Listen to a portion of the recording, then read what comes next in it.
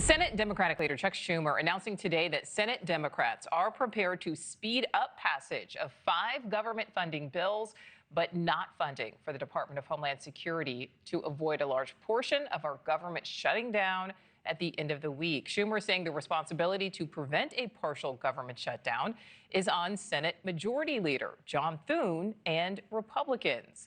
The Senate is set to vote tomorrow on a package of bills, one of which would allocate $64 billion for DHS, including $10 billion specifically for ICE. Joe Khalil is live for us in Washington with more. And Joe, you're getting some new details from Thune's office on the timeline of this House-passed funding bill on the Senate floor. Yeah, I mean, the problem for Senator Schumer, as he mentioned, what he wants to do is that he doesn't control the chamber. Republicans do. And Leader John Thune and his office have made very clear that they have no intention right now of taking out the DHS portion of the government funding bill, as Democrats are asking, taking out the ICE portion, renegotiating that, and then just voting on every other piece of government funding to keep the government moving and avoid a shutdown. Leader Thune's office says that's not going to happen. They are moving forward as planned. They already have this package of bills that funds the government. The House has already passed it, and Thune says they are moving forward with it. The deadline is Friday, and essentially that if Democrats do not get on board and vote for it, there will be a shutdown, and it will be Democrats' fault. That is the view and the perspective right now from Leader Thune.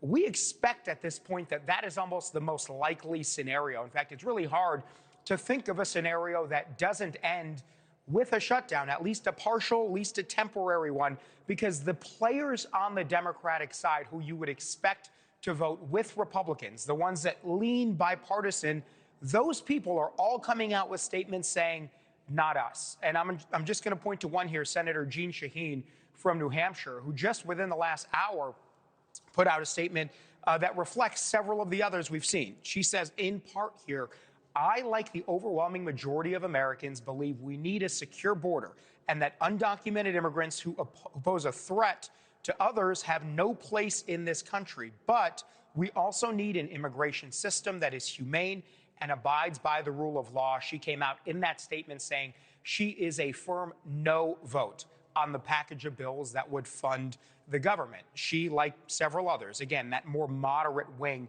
of the party.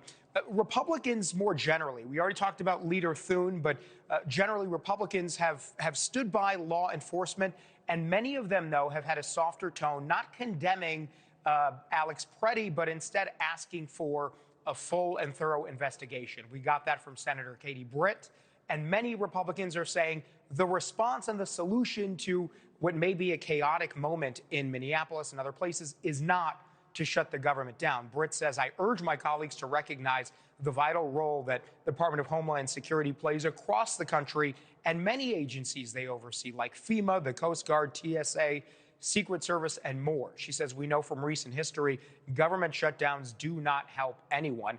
And she's right to point out that if the Homeland Security portion of government funding is taken out, it's not just the agency that funds ICE, but it funds all of those agencies that she just laid out there. So this is going to be a complicated couple of days, a tricky sort of negotiation.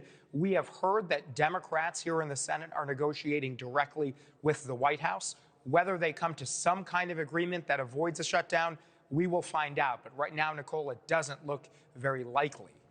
All right, Joe Khalil live for us there in Washington. Thank you. Thank you for watching. Subscribe below and download our NewsNation app right now on your phone, and you will get fact-based, unbiased news for all Americans.